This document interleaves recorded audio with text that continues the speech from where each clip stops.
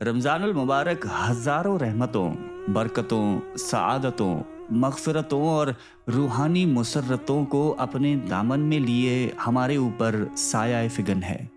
یہ خالق کائنات کی طرف سے انسانیت کے لیے ایک عظیم و شان تحفہ اور بہت بڑا انعام ہے، جس کا ہر لمحہ، ہر ساعت اور ہر گھڑی نہایتی قیمتی اور بابرکت ہے۔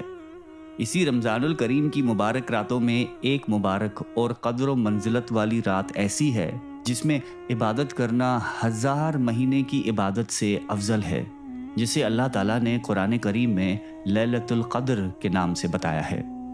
یہ اس ماہ مقدس کے آخری عشرے کی طاق راتوں میں سے ایک ہے۔ ارشاد ربانی ہے کہ بے شک ہم نے قرآن کو لیلۃ القدر میں نازل کرنا شروع کیا، اور تمہیں کیا معلوم کہ لیلۃ القدر کیا ہے؟ لیلۃ القدر ہزار مہینوں سے بہتر ہے۔ اس میں روح الامین اور فرشتے ہر کام کے انتظام کے لیے اپنے پروردگار کے حکم سے اترتے ہیں۔ یہ رات طلوع صبح تک سلامتی کی ہے۔ باری تعالیٰ نے اس سورہ مبارکہ میں لیلۃ القدر کی عظمت کے 4 بنیادی خصوصیات بیان کی ہیں: نزول قرآن، نزول ملائک، ہزار مہینوں سے افضل رات، پوری شب سلامتی اور رحمت۔ واضح رہے کہ یہ شب مبارکہ اس قدر اہمیت و فضیلت والی ہے کہ اس کی ایک رات کی اخلاص کے ساتھ عبادت اہل ایمان کے لیے 83 برس 4 ماہ کی عبادتوں سے بھی افضل ہے۔ یہ تو صرف کم از کم حد بیان ہوئی ہے۔ ہزاروں مہینوں سے کس قدر افضل ہے اس کی مقدار اللہ تبارک و تعالی ہی بہتر جانتے ہیں۔ لیلۃ القدر عربی زبان کے لفظ ہیں۔ لیل کی معنی رات اور قدر کی معنی بزرگی اور بڑائی کے ہیں۔ لیلۃ القدر یعنی بڑائی اور بزرگی والی رات۔ شب قدر کیوں عطا ہوئی؟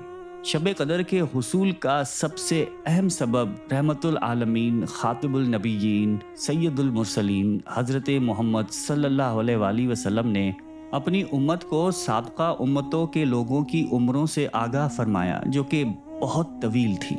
آپ علیہ السلام نے سوچا کہ پہلی امتوں کی عمریں بہت لمبی ہیں، جبکہ میری امت کے لوگوں کی عمریں بہت تھوڑی۔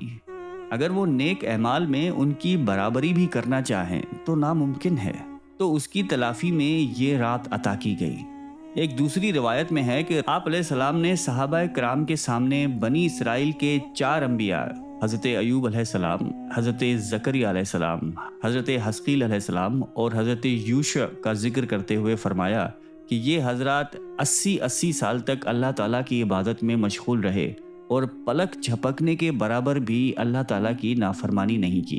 صحابہ کرام کو ان برگزیدہ ہستیوں پر بہت رشک آیا۔ امام قرطبی رحمۃ اللہ علیہ لکھتے ہیں کہ اس وقت جبرائیل علیہ السلام آپ علیہ السلام کی بارگاہ اقدس میں حاضر ہوئے اور عرض کیا کہ اے نبی محترم صلی اللہ علیہ وآلہ وسلم، آپ کی امت کے لوگ ان سابقہ لوگوں کی 80 سال کی عبادت پر رشک کر رہے ہیں، تو آپ علیہ السلام کے رب نے آپ علیہ السلام کو اس سے بہتر عطا فرما دیا ہے، اور پھر سورۃ القدر تلاوت کی۔ اس پر نبی کرم صلی اللہ علیہ وآلہ وسلم کا چہرہ اقدس خوشی سے چمک اٹھا۔ یوں اللہ تعالیٰ نے اپنے پیارے حبیب صلی اللہ علیہ وآلہ وسلم کے طفیل امت محمدی پر کرم فرما کر امت کو لیلۃ القدر جیسا تحفہ عنایت فرمایا، اور اس میں عبادت کو 80 نہیں 83 سال 4 مہینے سے بھی بڑھ کر قرار دیا۔ بے شک اللہ تعالیٰ کی رحمت بہت وسیع اور بے حساب ہے۔ احادیث نبوی میں لیلۃ القدر کو رمضان المبارک کے آخری عشرے کی طاق راتوں میں تلاش کرنے کا حکم آیا ہے۔ صحیح بخاری میں ام المومنین حضرت عائشہ صدیقہ رضی اللہ تعالی عنہا سے روایت ہے کہ آپ علیہ السلام نے ارشاد فرمایا کہ لیلۃ القدر کو رمضان کے آخری عشرے میں تلاش کرو، جبکہ صحیح مسلم میں حضرت عبداللہ بن عمر رضی اللہ تعالی عنہ کی روایت میں ہے کہ آپ علیہ السلام نے فرمایا کہ لیلۃ القدر کو رمضان المبارک کے آخری عشرے کی طاق راتوں میں طلب کرو۔ حضرت عبادہ رضی اللہ تعالی عنہ نے نبی کرم صلی اللہ علیہ وآلہ وسلم سے شب قدر کے بارے میں دریافت کیا، تو آپ علیہ السلام نے ارشاد فرمایا کہ یہ رمضان کے آخری عشرے کی طاق راتوں میں ہے۔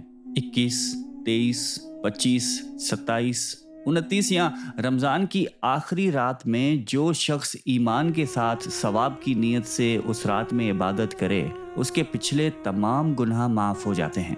اس رات کی علامات یہ ہیں کہ وہ رات کھلی ہوئی چمکدار ہوتی ہے، صاف و شفاف، نہ زیادہ گرم نہ زیادہ ٹھنڈی، بلکہ معتدل، گویا اس میں چاند کھلا ہوا ہے۔ نیز اس کی علامتوں میں سے ایک یہ بھی ہے کہ اس کے بعد کی صبح کو آفتاب بغیر شعاع کے طلوع ہوتا ہے، بالکل ہموار ہوتا ہے، جیسا کہ 14ویں رات کا چاند۔ اللہ تعالیٰ نے اس دن کے آفتاب کے طلوع کے وقت شیطان کو اس کے ساتھ نکلنے سے روک دیا۔ لیلۃ القدر کی فضیلت حاصل کرنے کا آسان طریقہ یہ ہے کہ آدمی آخری عشرے میں اعتکاف میں بیٹھ جائے، کیونکہ اعتکاف خود مستقل عبادت ہے۔